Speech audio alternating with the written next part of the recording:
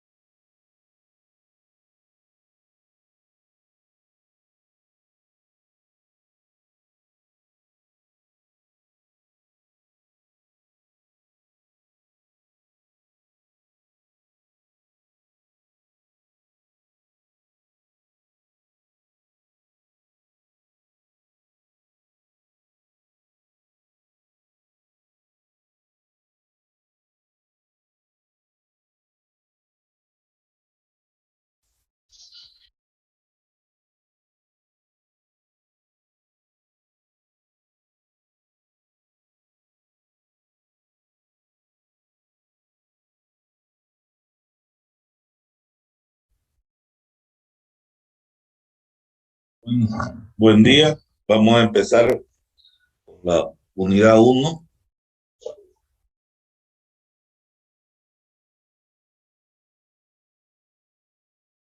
El tema que vamos a ver hoy día es tensiones normales y cortantes simples en sistemas isostáticos.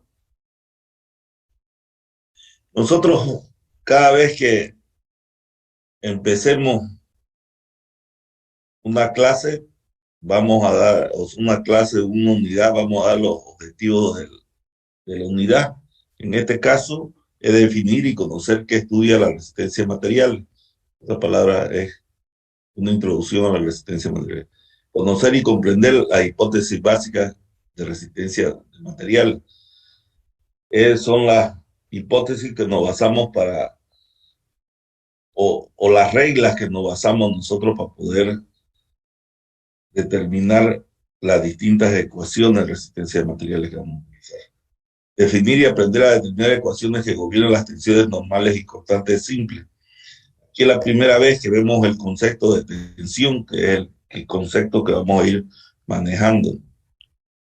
Aprender a resolver ejercicios aplicando las ecuaciones de tensiones normales y constantes simples. Vamos a resolver algunos ejercicios y vamos a hacer su primer dimensionamiento de una pieza sometida a tensión normal o cortante, no cortante, ¿no?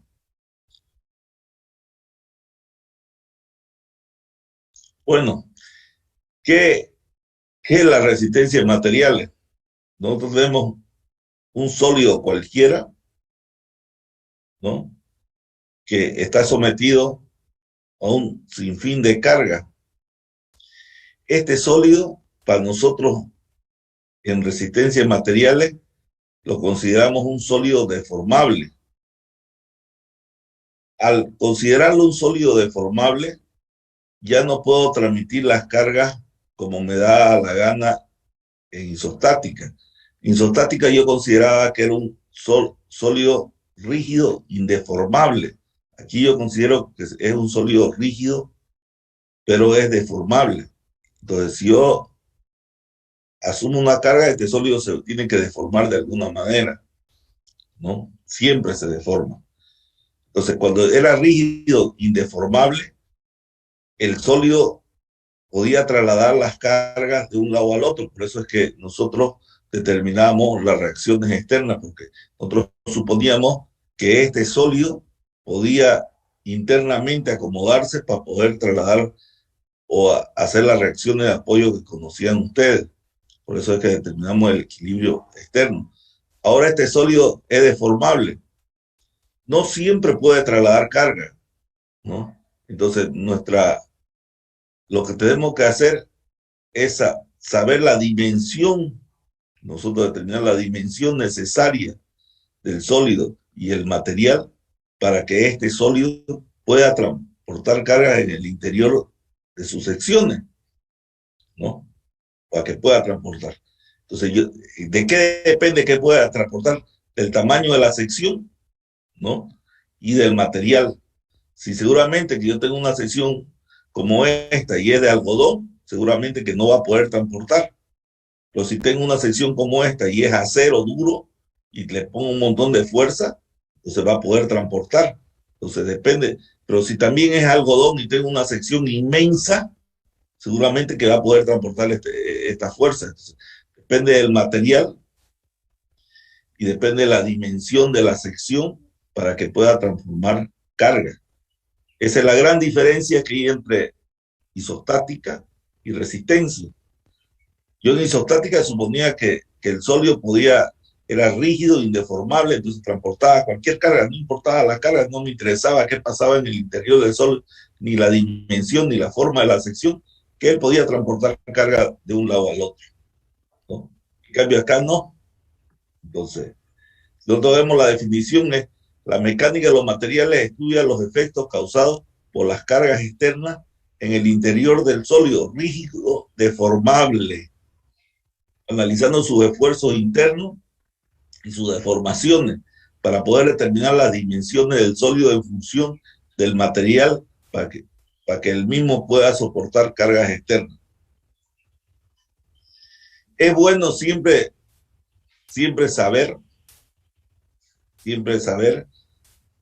cuando definimos un sólido y lo consideramos elemento estructural, es que internamente puede transmitir carga. Entonces, ¿cuál es la función de una estructura? La función no es más que poder transmitir carga.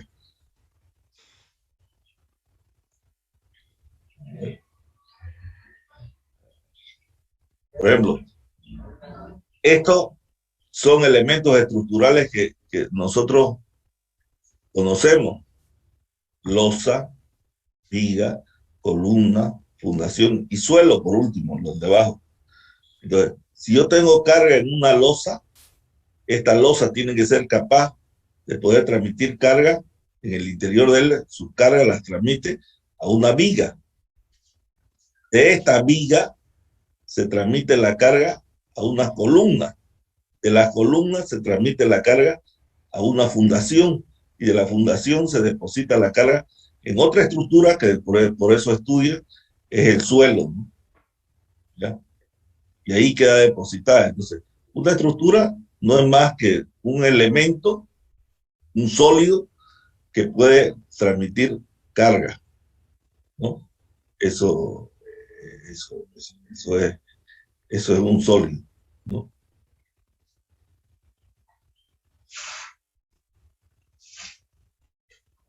O aquí podemos ver lo mismo, que es un sólido o estructura o sistema estructural, una celcha, que estamos dando clases, somos la carga se transmite a la losa, de la losa se transmite a la viga, de la viga se transmite a la fundación, y de la fundación se transmite al suelo, ¿no? Eso es lo que nosotros estamos haciendo y lo que está sucediendo. Bueno, entonces, nosotros, en resumen, vamos a estudiar qué sucede en el interior del sólido, en deformación y tensión, dependiendo del material y dependiendo de la dimensión de la sección que adoptemos, para que estas cargas se puedan trasladar y puedan funcionar como estructura. Para que un elemento se considere estructura, tiene que cumplir tres condiciones básicas. Una es la resistencia, otra es la rigidez y otra es la estabilidad. Entonces, ¿qué es la resistencia? La resistencia no es más que la capacidad que tiene un sólido o un elemento de no romperse. No romper, así de sencillo. O sea, la capacidad que tiene de no romper, esa es resistencia. ¿Cuánto aguanta sin romper? Eso lo consideramos resistencia. ¿Qué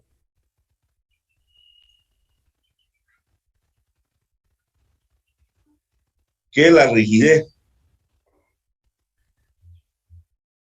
La rigidez es la capacidad que tiene un sólido de tener pequeñas deformaciones controlables.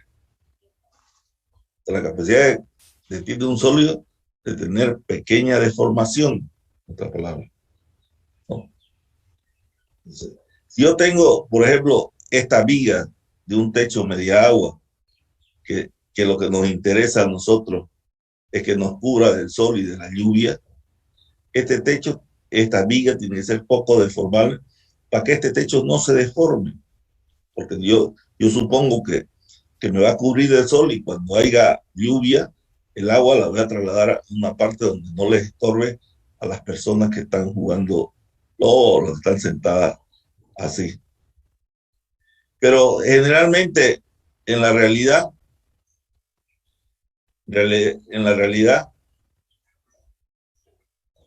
sucede que estas vigas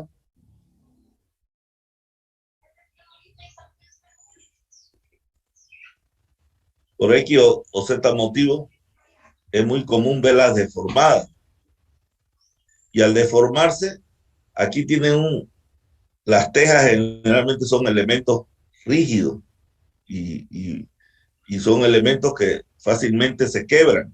Entonces, por X o Z motivo se fisuran en alguna parte y cuando llueve, la lluvia entra adentro. Y hay goteras, dicen, ¿no? Y entonces lo que hacen es ponerle reciclaje generalmente a las tejas para curarla donde se ha fisurado, donde se ha quebrado, ¿no? Y esa es la solución. Y después del año vuelve a quebrarse en otra parte y va a volver a llover. El problema no es ponerle 1000 veces reciclaje. Si bien es cierto que es una solución momentánea que sirve, el problema es que la viga que se dimensionó no tiene la dimensión adecuada para no deformarse. Y se deforma de tal manera que es la que está haciendo producir movimientos en un material rígido o un material quebradizo que agarra y se fisura. Entonces, la solución correcta es cambiar la viga, poner vigas de dimensiones correctas o de material correcto para que ésta no tenga solo pequeñas deformaciones y no ocasionen fisura en el otro elemento. Esta viga no necesita romperse para considerarla nosotros en ingeniería que ha fallado. Nosotros tenemos rango de deformación de los elementos que no podemos permitir que se deformen más allá, porque el momento que se deforme más allá va a perjudicar a la otra parte de la estructura. Una viga deformada no cumple la función para que fue diseñada. ¿Ve? Y el otro elemento que tiene que tener el elemento para que sea estructural es estabilidad. Si bien es cierto que yo tengo un elemento rígido totalmente y, y, la, y le aplico una fuerza, este se vuelca, este elemento no ha cambiado de dimensión, o sea, no se ha deformado ni se ha roto, pero ha perdido su capacidad de equilibrio. Entonces, para mí falla también este elemento. Si yo tengo una viga acá y tengo dos apoyos que lo conocemos móviles y le aplico una fuerza horizontal, esta viga va a poder desplazarse. Entonces, al poder desplazarse tampoco nos cumple. Por eso es necesario un apoyo fijo para que no pueda moverse horizontalmente. Entonces, un elemento que no se rompa ni se deforme, si no es estable, tampoco no me sirve. Entonces, por eso yo busco elementos estables. Entonces, toda estructura tiene que ser estable. Entonces, cualquier elemento, cualquier estructura, para poder considerarla, cualquier sólido, para poder considerarlo estructura, necesariamente tiene que cumplir las tres condiciones. Tiene que no romperse, tiene que tener deformaciones controladas y tiene que ser además estable.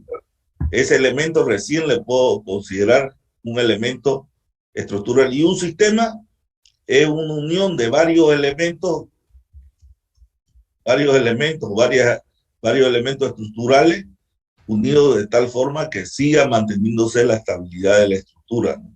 del conjunto. Bueno, entonces, resistencia, capacidad que tiene el interior del sólido rígido deformable de soportar cargas antes de romperse. Capacidad que tiene el interior, rigidez, capacidad que tiene el interior del sólido rígido deformable de poder soportar pequeñas deformaciones sin fallar o comprometerla a la función para la cual fue diseñada el sólido. Estabilidad, la capacidad que tiene el sólido rígido deformable de mantener su equilibrio estático ante la presencia de cargas externas sin que haya desplazamientos, vuelcos o abolladuras, ¿no? Entonces, con esto hemos tratado de dar una ubicación de lo que vamos a estudiar. Ahora, ¿qué es lo que vamos a estudiar nosotros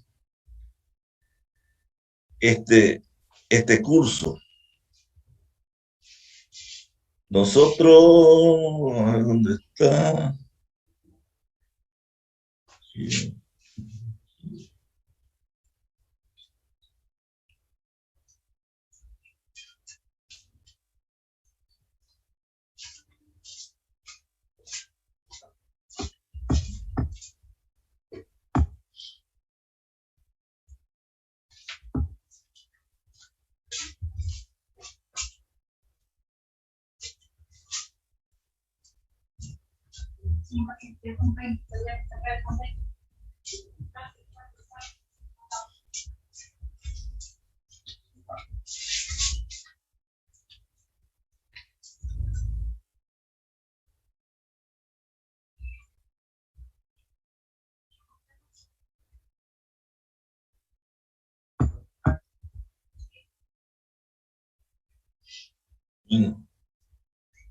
Están viendo el tipo de solicitaciones, ¿no? Entonces, ¿qué es lo que vamos a hacer nosotros en sí? Nosotros vamos a estudiar estas solicitaciones que las llamamos simples, porque solo no son combinadas, ¿no? El nombre de simple es que hay, en el elemento hay una sola solicitación. Nosotros cuando el elemento se estira, lo conocemos como tracción. Cuando el elemento la fuerza entra en el elemento, se define como compresión. Estas son lo que llamamos elementos sometidos a fuerzas normales. Cuando se corta, el mismo elemento se corta, se llama corte. Cuando se flexa, como las vigas, es flexión. Y cuando se tuerce, es torsión. Entonces, nosotros vamos a ir, la unidad 1, 2 y 3 se va a referir a estos elementos sometidos a esfuerzos normales simples. La unidad 4 se va a referir a torsión. Entonces, la unidad 1, 2, 3, la 1 vamos a ver algo de corte, porque vemos algo de corte. Vamos a ver estos tres tipos de elementos.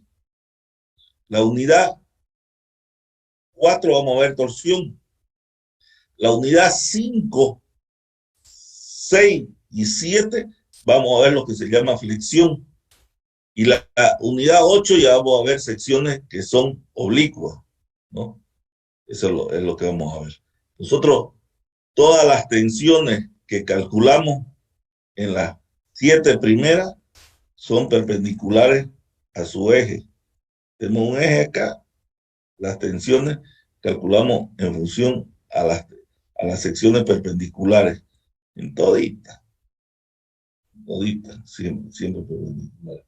Ingeniero, disculpe, su pantalla de la computadora quedó ¿No se ve? en la carpeta. No, solo estamos viendo ahí los documentos guardados que tiene. Bueno, ya gracias. A ver, vamos a ver. Vamos a ver.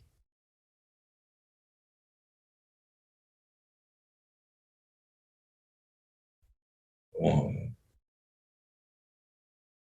Aquí está. Ahora ya se ve. Ahora Sí, está bien. ingeniero. Ya. Ahora Entonces sí. ya. Entonces vuelvo a repetir. Estos son los elementos sometidos a esfuerzos normales. Tenemos normales de tracción cuando se estira el elemento y de compresión cuando se aprieta el elemento. Esto se llama elemento normales simples o sometidos a esfuerzos normales simples. Estos elementos es corte simple. Entonces estoy cortando. Si yo tengo una sección aquí, una sección aquí, uno está cortando para un lado y el otro para el otro lado. Entonces está corte. Cambio, si yo pongo una sección aquí, este está tironeando, ¿no? Está traccionando. Y si pongo una sección aquí, está comprimiendo. Todos los esfuerzos que yo analizo son perpendiculares a la sección. Si este es su eje de la barra, siempre van a ser perpendiculares a la sección. Igual si este es el eje de la barra, el esfuerzo que estoy analizando es perpendicular a la sección. Igual en viga, después voy a ver torsión, siempre perpendiculares a la sección estoy torciendo. Igual en viga, estoy estudiando secciones perpendiculares a la sección. Bueno, le decía, estas tres son capítulo 1, capítulo 2, capítulo 3, que vamos a ver, que la vemos en conjunto. Unidad 1, unidad 2, unidad 3. Esta es la unidad 4. Esta es la unidad 5, 6 y 7. Y la 8, vamos a ver ya no los planos perpendiculares, sino vamos a ver las tensiones en cualquier plano oblicuo. Ya no me importa que sea perpendicular, sino yo voy a poder estudiar las tensiones en cualquier plano oblicuo, ¿no? Por eso lo llamamos, a esto lo llamamos, que es la unidad 8, y es lo que vamos a ir estudiando. Entonces, lo primero que vamos a estudiar nosotros son las fórmulas, vamos a pillar las ecuaciones de tensión, tanto para esfuerzos normales como para cortantes. Después vamos a hallar, en la unidad 2 vamos a hallar las deformaciones, tanto para tensiones normales y cortantes. No, después vamos, en unidad 3 lo único que va a diferenciar es que nosotros estos elementos los estudiamos isostáticos. En la unidad 1 y en la unidad 2, en la unidad 3 ya los estudiamos hiperestáticos. En la unidad 4 estudiamos torsión para sistemas isostáticos y para sistemas hiperestáticos. Torsión tanto en tensión como deformación. Aquí en flexión solo estudiamos nosotros las tensiones, las deformaciones se le estudia en resistencia 2. Nosotros estudiamos solo tensiones, no estudiamos deformaciones. Y después, en la última unidad, ya estudiamos los planos oblicuos. Eso es lo que vamos a estudiar. Pero para poder estudiar eso, lo primero que tengo que conocer son lo primero que tengo que conocer son las hipótesis básicas.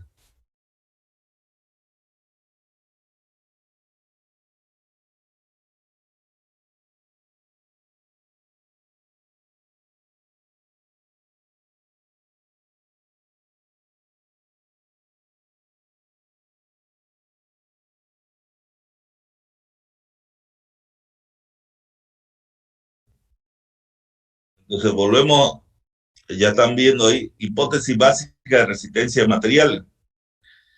Entonces, nosotros, al estudio de la mecánica de materiales, como es una teoría, o la teoría de elasticidad, que es lo mismo, es una teoría que se basa en materiales ideales.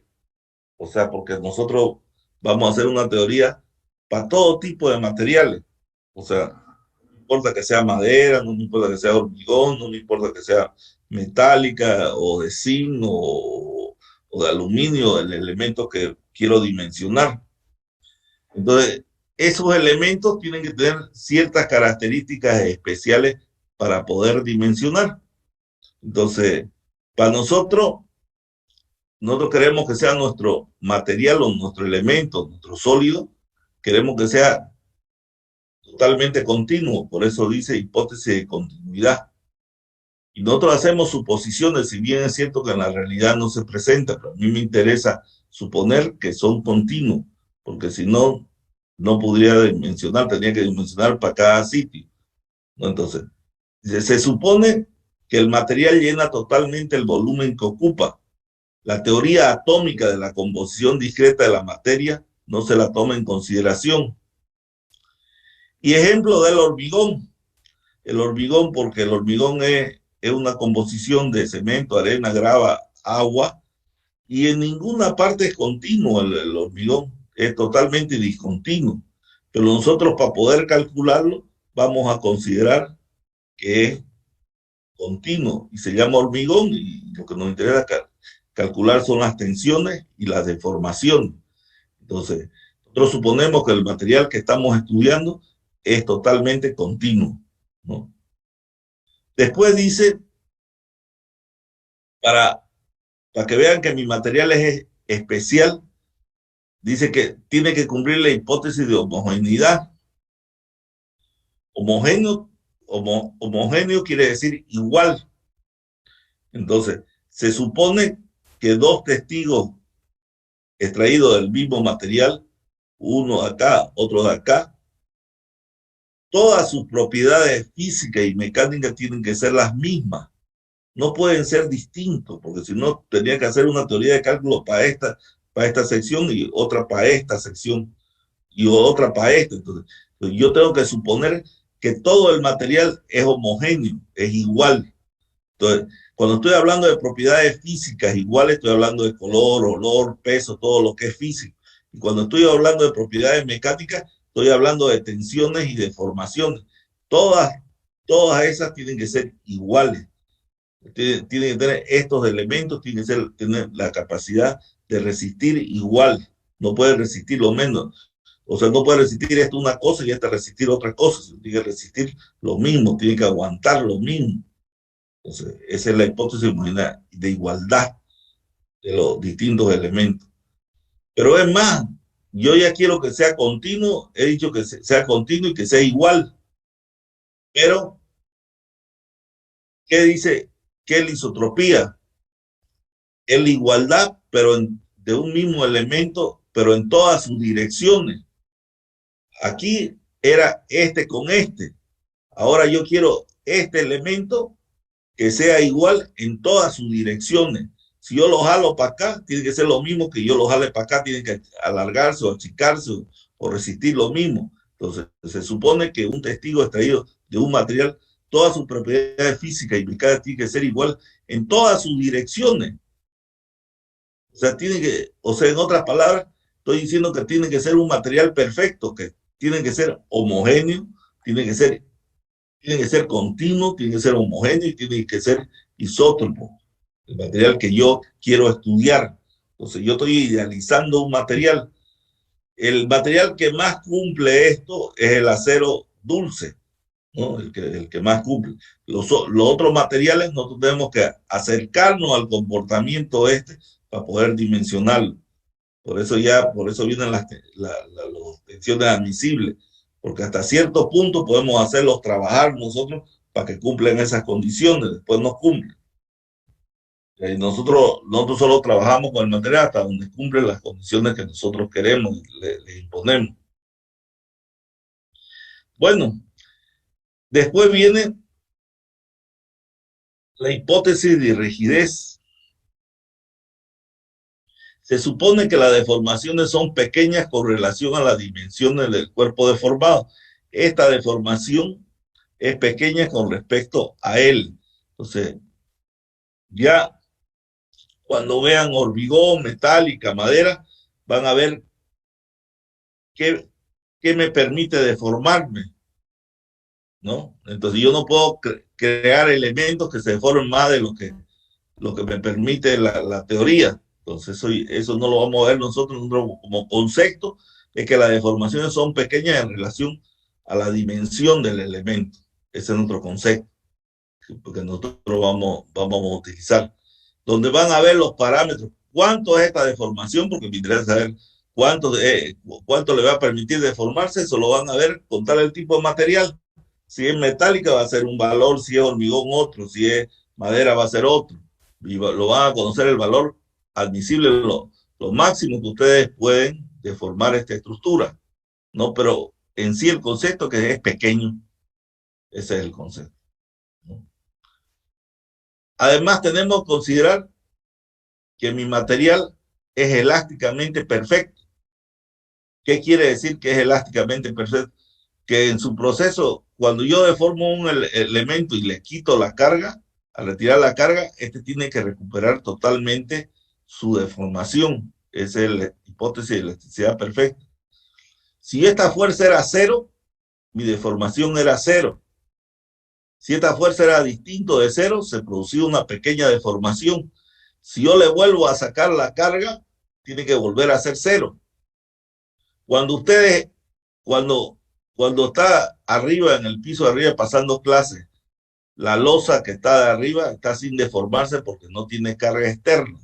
Se supone que ese es su estado inicial, como esta losa. Nosotros ingresamos al curso y siempre se deforma, pero dirán, yo no siento lo que se deforma. No van a sentir porque las deformaciones son pequeñas, están hechos esos elementos, por eso son rígidos. Las deformaciones que a nosotros se les permite es pequeña. Pero si esa deformación no fuera elástica, no recuperaría, y todos los días entramos y salimos y se sigue deformando, llegaría un día que ya la deformación la podríamos apreciar a simple vista, ¿no? Entonces, Pero como nosotros lo dimensionamos hasta donde mi material se comporte elásticamente, eso no va a suceder, porque siempre va a recuperar la deformación. Aquí está sin alumno, con alumno, se deforma, y cuando salimos de aula, vuelve la losa o el elemento estructural a estar en su posición original de no deformado. Por eso dice, el material que nosotros utilizamos tiene que ser, el, tiene que contener elasticidad perfecta, ¿no? Tiene que ser elásticamente perfecto, ¿no? Otra cosa importante que nos basamos nosotros es en la dependencia lineal entre carga y deformación. Por eso viene la hipótesis de dependencia lineal entre carga y deformación. Se supone que existe una dependencia lineal entre la carga y la deformación aplicada, ¿ya? ¿Qué quiere decir? Que, que si es cero, la deformación es cero. Si es P, existe una deformación. Si es 2P, va a existir dos deformaciones. Si es 3P, va a existir tres deformaciones. De forma que la carga y deformación sea lineal. Esta es la ley de Hooke, que nos obliga a que los materiales se comporten linealmente entre carga y deformación, que más adelantito vamos a ver la ley de Hooke. Pero la ley de Hooke se basa en la hipótesis de dependencia lineal entre carga y deformación. Esta hipótesis nos lleva consigo a que nosotros podamos enunciar el principio de superposición de efectos, que esto es importantísimo, el principio de superposición de efectos. Las estructuras no solo están sometidas a un tipo de carga, sino están sometidas a muchos tipos de carga. Uno es la carga muerta, el peso propio del elemento; otra carga es la carga viva, que somos nosotros, digamos, todo lo que pongas carga momentánea, que se retira, carga viva, lo llamamos la carga momentánea, nosotros en un aula, ¿no? Que somos carga que va cambiando todo el rato, carga viva. Pero hay carga de viento también, hay carga de sismo, hay carga dinámica, y hay un sinfín de tipos de carga que pueden afectar a una estructura. Entonces, si nosotros a un elemento le sometemos a un montón de carga y queremos saber qué fuerzas internas pasan por intermedio, es complicado si lo hacemos todas en conjunto. Entonces, una forma sencilla de hacer es superponer las cargas, que todo va a dar igual. Por ejemplo, dice, se considera que el efecto producido por un conjunto de cargas externas a una estructura, un conjunto de cargas, PMQ, ¿no? Es igual a la suma de los efectos producidos por cada uno de ellas. Nosotros podemos separarlo y calcular independientemente cada uno de los efectos de la carga, que la suma va a dar lo mismo. Por ejemplo, esta reacción 0 tiene que ser igual a la reacción 1 más la reacción 2 más la reacción 3. Este valor de momento aquí tiene que ser igual al valor de momento M1, M2 y M3. El cortante, cualquier cosa que yo estudie, yo las puedo independizar las cargas y puedo sumarlo después los efectos, que me va a dar lo mismo, o sea, me va a dar el efecto total. La diferencia es que calcular simplemente o un momento o esto es mucho más fácil que calcular con todo el volumen, ¿no? Con todos los estados de carga. Entonces, hay veces que en vez de calcular esto, el conjunto que yo me estoy chipando, yo lo puedo independizar y sé que la suma de los efectos va a ser el mismo. Por eso el principio de superposición de efectos es importantísimo. Estoy calculando cosas complicadas. Bueno, pero no basta con eso. Viene la hipótesis de Bernoulli y la hipótesis de Stein-Vennan, que son dos hipótesis importantes para, para poder determinar las tensiones y las deformaciones en las vigas que tengo que asumir. Aquí tengo un video para que lo miremos.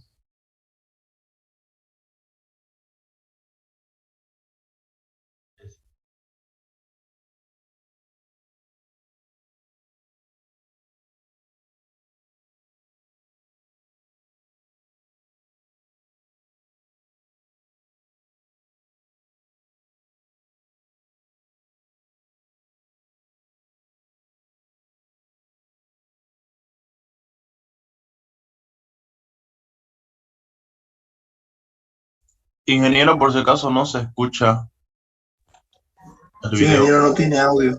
Espera.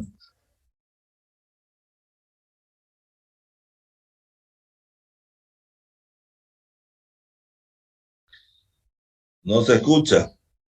Bueno, lo vamos a hacer escuchar. Creo que tienen que habilitar. No, compartir sonido. No es más. No le puse compartir sonido. El sólido mostrado Ahora se es de escucha. sección constante en toda su altura y se somete a una carga axial P actuando en su eje centroidal. Al aplicar P en una rebanada cercana al punto de aplicación de la fuerza, las deformaciones no son uniformes, encontrándose valores mayores en la zona central de la sección. Sin embargo, a medida que tomamos rebanadas más alejadas de la carga, las deformaciones se hacen más uniformes. Ya que los esfuerzos son proporcionales a las deformaciones, en las rebanadas cercanas a la carga, la distribución de esfuerzos no es uniforme, notándose esfuerzos mayores en las zonas cercanas al eje centroidal. A medida que las rebanadas se alejan de la carga aplicada, los esfuerzos se hacen prácticamente constantes en toda la sección transversal.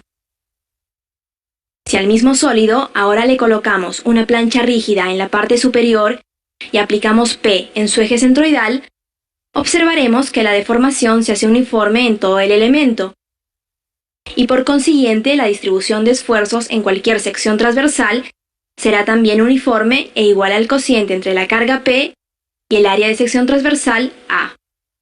Consecuentemente, la deformación será también constante, e igual al cociente entre el esfuerzo y el módulo de elasticidad del material.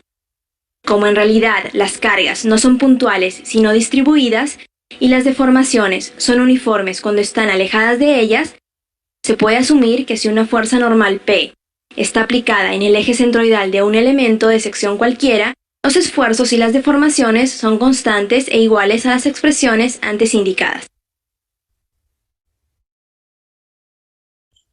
¿Qué quiere decir? Lo que quiere decir en resumen Bernoulli, dice, si yo aplico una carga, la deformación, si este elemento no es rígido, no es totalmente rígido, su deformación va a ser así, irregular. Yo esto no puedo considerarlo irregular, porque si no tendría que hacer una teoría totalmente distinta, y mi teoría generalmente es lineal. Entonces, Bernoulli dice, los elementos que yo estoy estudiando he partido que son sólidos rígidos, deformables pero rígidos.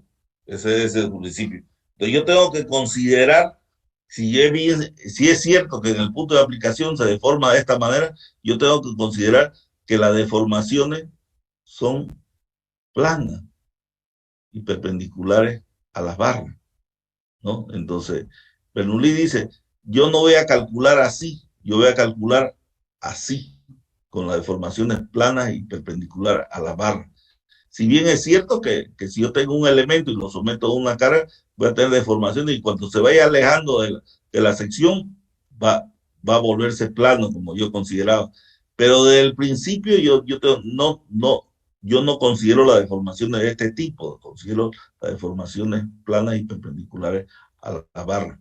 Y eso, se supone que las secciones planas trazadas perpendicularmente al eje de las barras, alejadas un poco del punto de aplicación de las cargas, en el proceso de su deformación se mantienen planas y perpendiculares a dicho eje. Eso es lo que explicaba el video que vimos, eso es lo que explicaba. Si yo aplico la carga, la rebanada no van a ser planas, va a haber una deformación, ¿no? Va a haber una deformación. Pues si me alejo, la deformación se va a perder y va a ser plana. Entonces él dice, Entonces, y esto me va a llevar a que la distribución de la carga es uniforme.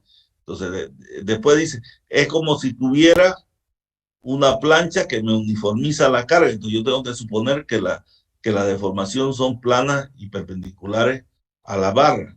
Eso es lo que trata de explicar el video que hemos visto. Lo volvemos a ver para que lo entendamos ahora mejor.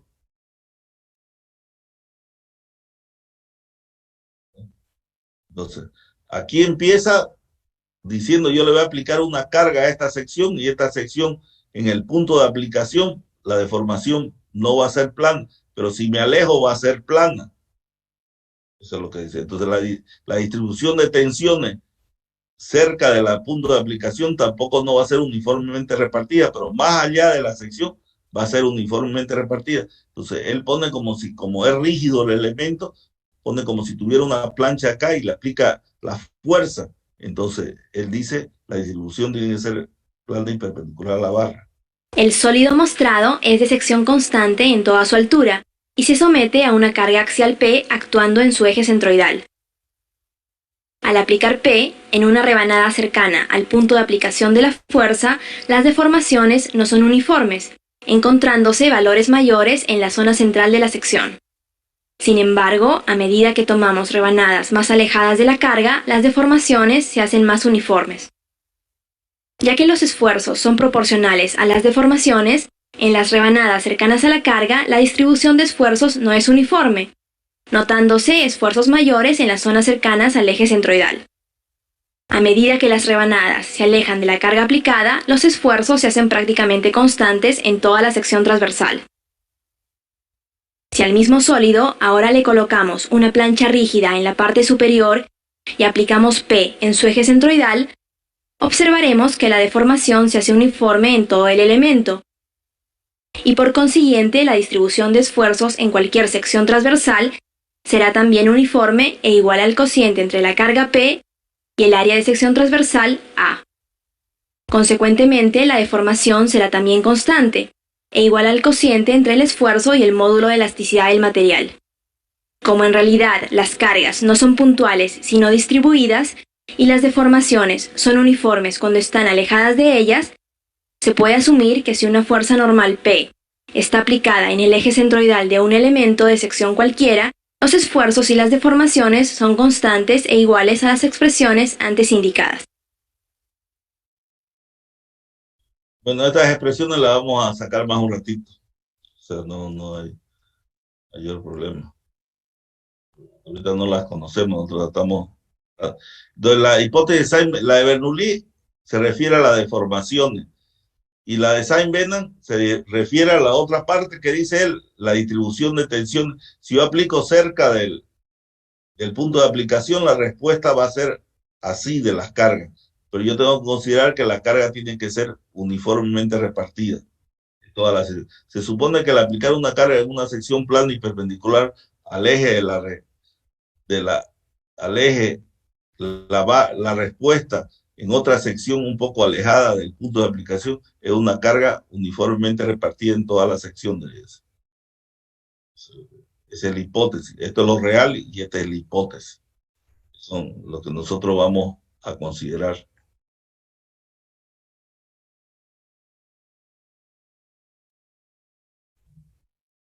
Esto es lo real y esta es la hipótesis. Bueno.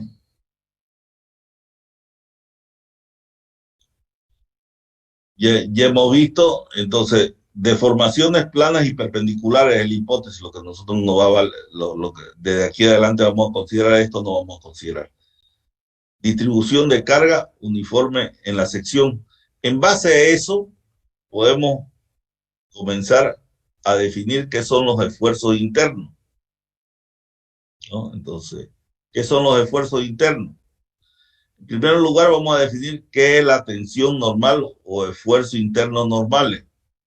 Entonces, sea una figura cualquiera, un elemento cualquiera, si lo sometemos a una carga N y queremos saber la respuesta en esta sección, si aplicamos la teoría o la hipótesis de Saint-Venant, si aplicamos la hipótesis de Saint-Venant, nosotros sabemos que la distribución, la respuesta de este N va a ser unas cargas uniformemente repartidas, ¿no? Entonces, la fuerza, esta fuerza, si sacamos un elemento diferencial, dN, para poder quedar como esté sin romperse, entonces tiene que ser la capacidad que tiene sin romperse una determinada área, ¿no? Entonces, para que no se rompa este elementito diferencial, tiene que ser, parece ser lo que se llama tensión o esfuerzo interno. Entonces, N es igual a la capacidad que tiene esta sección sin romperse en una determinada área. Entonces, si yo integro de 0 a N, esta sección ya total, N tiene que ser igual a la tensión por el área, en este caso área perpendicular. Entonces la tensión es la fuerza sobre el área, que es la ecuación que mostraba el video. Y esto es lo que nosotros llamamos esfuerzo interno normal o tensión normal. Lo mismo sucede en el corte, ¿no? O el esfuerzo interno de corte. Ahora la diferencia es que la fuerza, ya mi sección está transversal a la fuerza. Antes la fuerza estaba perpendicular a cualquier sección. Ahorita la fuerza está transversal a la sección resistente. Si yo quiero trasladar una carga de 2 elementos y juntarlo por un perno, la sección que está trabajando, que tiene que soportar, es el perno, ¿no?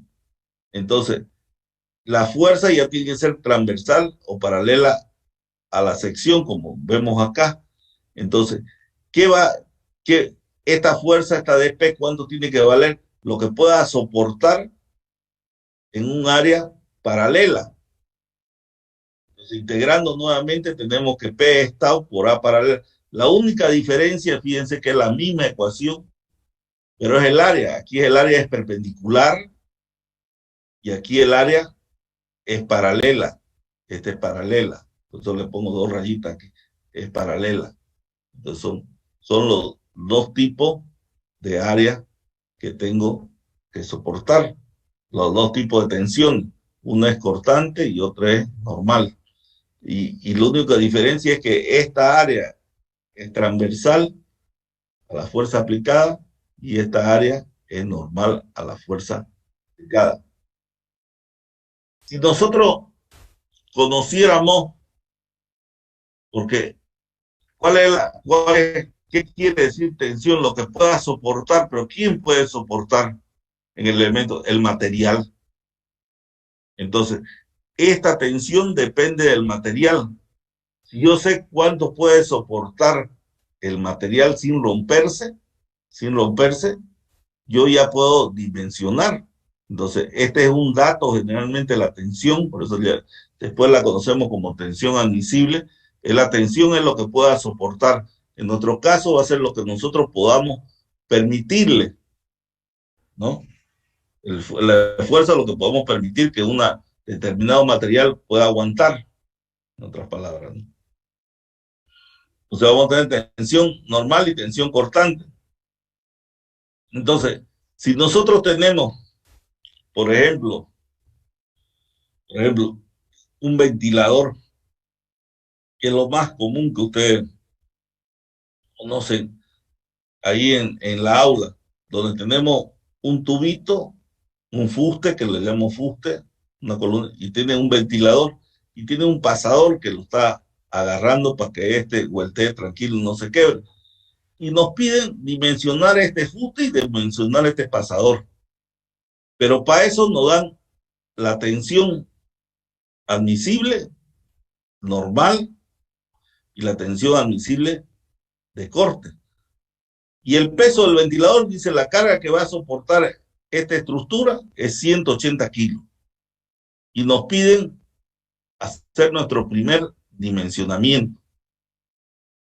Dimensionar el fuste y dimensionar el pasador, ¿no? El fuste es un tubo que su dimensión es D chica, es 0,90 de D grande.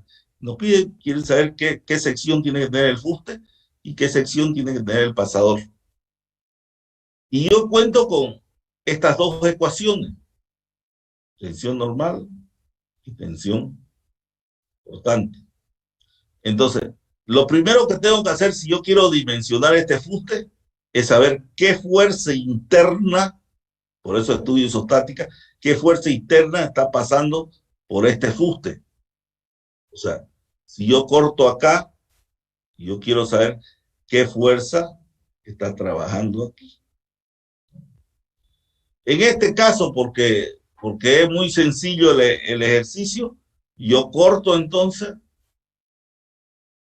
yo voy a cortar, voy a dimensionar primero el fuste, voy a cortar, yo sé que pesa 180 kilos, entonces sé que está pasando 180 kilos, entonces ese viene, conozco la tensión admisible porque es lo que esto me da el laboratorio y ya puedo despejar. Yo sé que el área perpendicular es una sección hueca y esta es la fórmula, ¿no? Reemplazando los datos, tengo que esta es la fórmula de mi área. Si yo tengo tensión admisible N sobre A, yo puedo despejar A y puedo despejar D, ¿no? Es reemplazar nomás. Entonces despejo D y obtengo las dimensiones de mi fuste. Entonces mi fuste tiene que ser de 1 centímetro y de y D chica 0,9. Entonces va a ser 1 milímetro, va a tener o 0,1 centímetro va a tener el espesor de mi fuste, ¿no?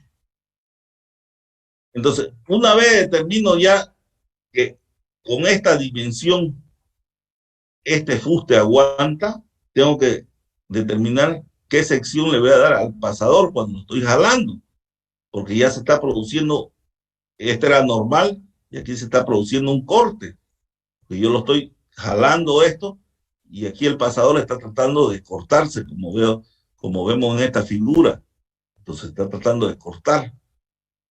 Entonces yo quiero saber qué dimensión tiene que tener, o qué dimensión tiene que ser el pasador para poder soportar esta fuerza de 180 kilos también.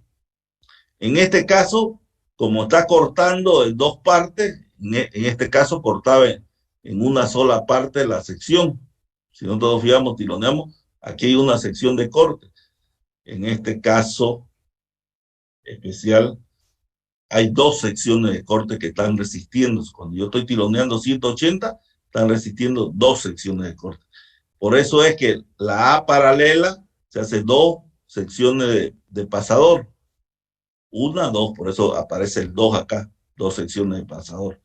Yo sé que P es 180 y AP va a ser como es un círculo, va a ser pi por E cuadrado sobre 4. Reemplazando de nuevo la fórmula, yo determino E, que es 0,5 centímetros.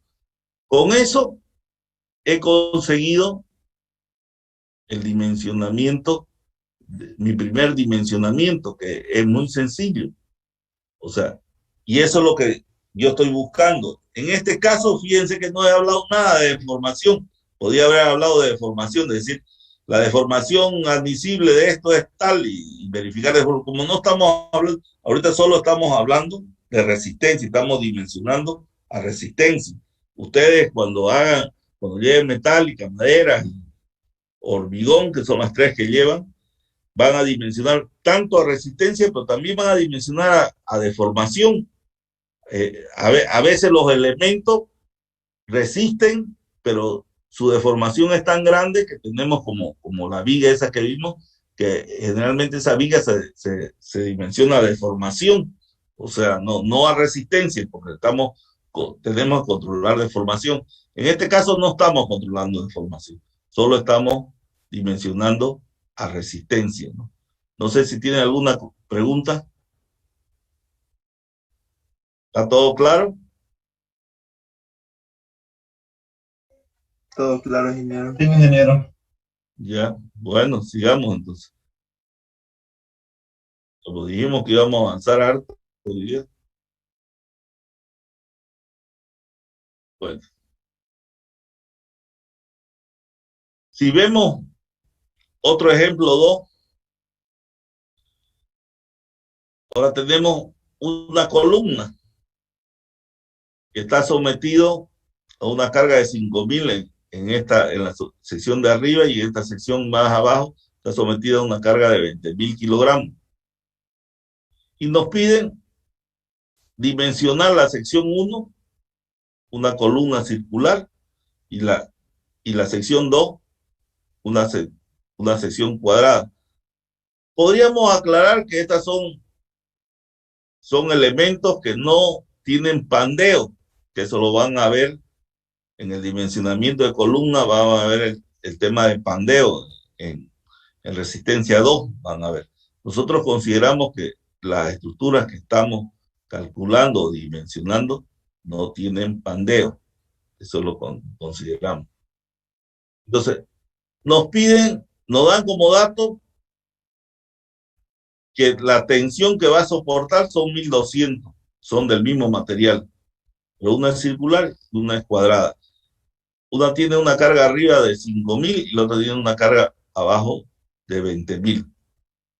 Entonces vamos a dimensionar primero la sección 1-1.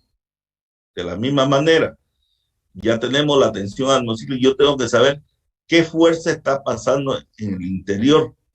Entonces, para la sección 1, 5 y 5, N1 está pasando 5. Despejando, tenemos la tensión 1.200, tenemos el área que es circular, que es pi por diámetro al cuadrado sobre 4. N1, 5.000, y no es más que reemplazar y despejar. Reemplazar y despejar nuestra ecuación.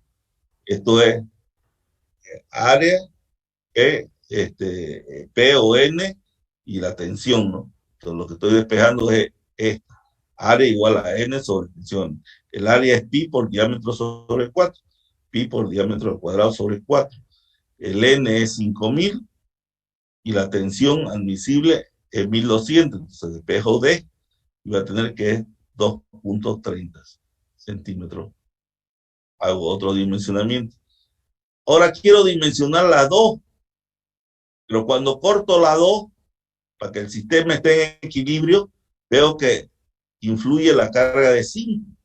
Lo estoy cortando en 2, porque este sistema tiene que estar en equilibrio. Donde corta, entonces no está pasando 20, sino está pasando 5 más 20. Entonces la N2 es 25.000, porque estoy cortando. Siempre el sistema tiene que estar en equilibrio. Si no estuviera en equilibrio, estuviera andando, no lo pudiera dimensionar. ¿Ya? Entonces yo obligatoriamente tiene que estar en equilibrio. Entonces N2, sumatoria de fuerzas verticales, puede tener que es 25.000. Y vuelta, 1.200. El área he dicho que es cuadrada, es A por A, va a ser A cuadrado. Reemplazo esto, vuelta en la expresión, esta expresión, A cuadrado, N y tensión. Entonces despejo A y voy a obtener el dimensionamiento de la sección cuadrada, ¿no? Entonces, como ven, es sencillo, la fórmula es sencilla y no es complicado calcular o dimensionar, ¿no? Se va complicando con la parte isostática. Cuando yo lo puedo ir complicando, cuanto más le pongo más complejidad en la parte isostática, se va complicando. Aquí tengo otro ejercicio. El ejercicio 3, que nos piden encontrar las tensiones para la sección 1, que es la misma acá, que tiene 2 secciones, y para la sección 2, que tiene una sola sección. Y solo para mostrar que si tengo 2 secciones, las tensiones, esta va a ser la mitad de esta. Por eso, porque acá hay 2 secciones resistentes y aquí hay una sección resistente. Entonces la fórmula es la misma, pero en A2 es pi por diámetro sobre 4, porque es una sola sección, y aquí hay 2 secciones resistentes. Entonces, cuando hay 2 secciones resistentes, va a ser 2, ya, va a ser pi por diámetro sobre 4 por 2, ¿no? Entonces entra el 2 acá. Entonces, cuando calculo, la 1.000 va a ser 1.000, pero una sola sección, entonces va a ser pi por 1 centímetro sobre 4, va a ser 1.273. Y en cambio aquí va a ser sobre 2, son 2 secciones de corte, entonces va a ser la mitad. Entonces, lo que quiere decir que este perno, si es del mismo diámetro, está trabajando a la mitad de carga que este perno, ¿no? Eso es lo que quiere decir en resumen.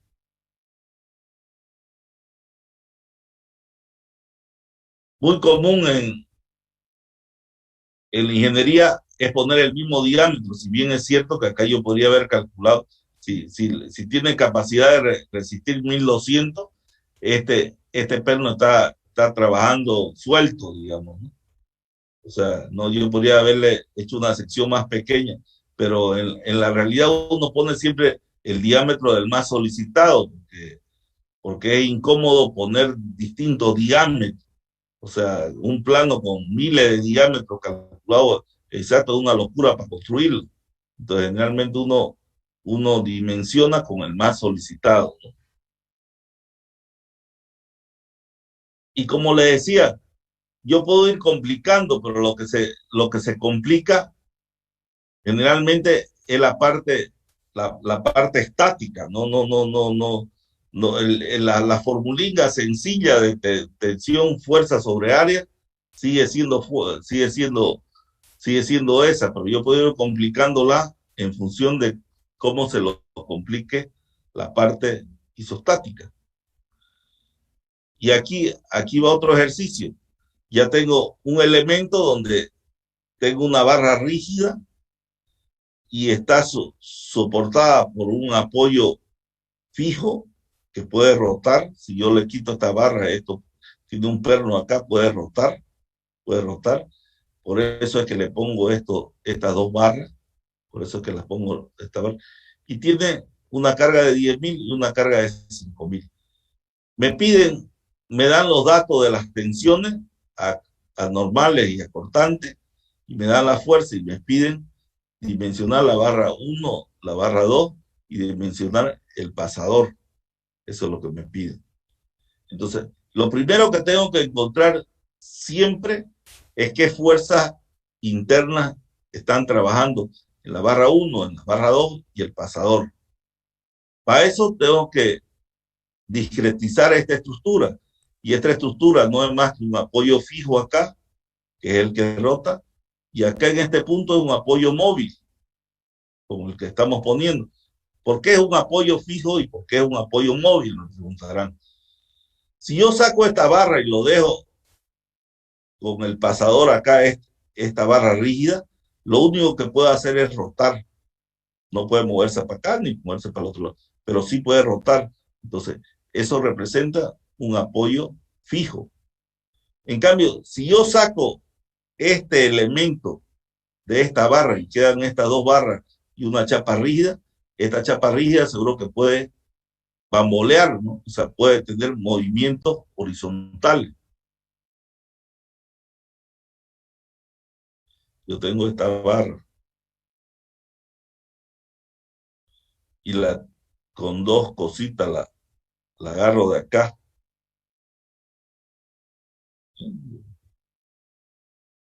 Y un apoyo. Y yo le aplico una fuerza horizontal, esta puede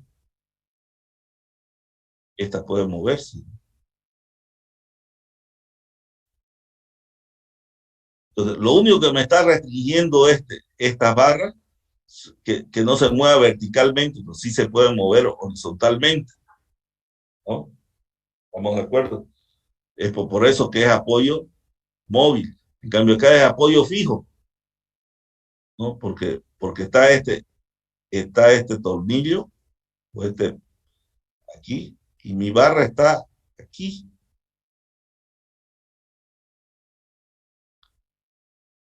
Esta, si la hago horizontal, no se va a poder mover. Y si le hago vertical, ¿qué va a suceder? Esta va a tener que poder girar acá, ¿no? Entonces, el único movimiento que puede hacer es rotación. Entonces, por eso es el tipo de apoyo. Pero bueno, eso ya han visto en isostática. No hay mucho que explicarle. Entonces, tengo una carga de 10.000 acá y tengo una carga de 5.000. Entonces, consigo horizontal no hay, BA, consigo consumatorio de momentos en A, consigo la fuerza BC que es 10.000, sumatoria de verticales, voy a obtener BA. Esta va a ser la fuerza que está trabajando en el pasador y esta va a ser la fuerza que está trabajando en las barras elásticas. Esto es la reacción. Cuando trabaja en la barra elástica se vuelve acción. Esto es la reacción. Cuando trabaja en el pasador se vuelve acción.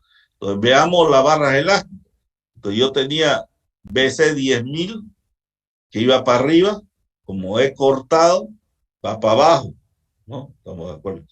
Haciendo el equilibrio, tengo los valores, sumatoria de fuerzas verticales, sumatoria de fuerzas horizontales, tengo los valores N1 y N2 para poder dimensionar las barras 1 y 2, ¿no? Entonces, para dimensionar las barras 1 y 2,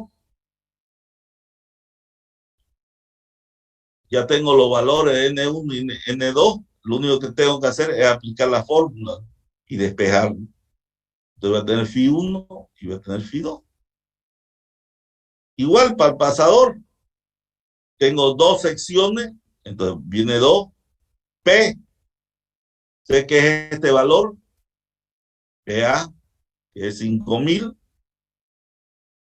¿no? Entonces, A, como es pasador, es pi por diámetro al cuadrado sobre 2, sobre 4. Entonces, lo mismo, despejo D y encuentro el diámetro del pasador. Y con eso he dimensionado este sistema. Bueno, y con eso, para que vean que uno puede avanzar harto cuando es virtual. Y aquí vamos a quedar hoy día. Yo toda esta información se la voy a enviar ahorita, en este momento se la voy a enviar para que la vayan revisando. Cualquier consulta pueden hacerla.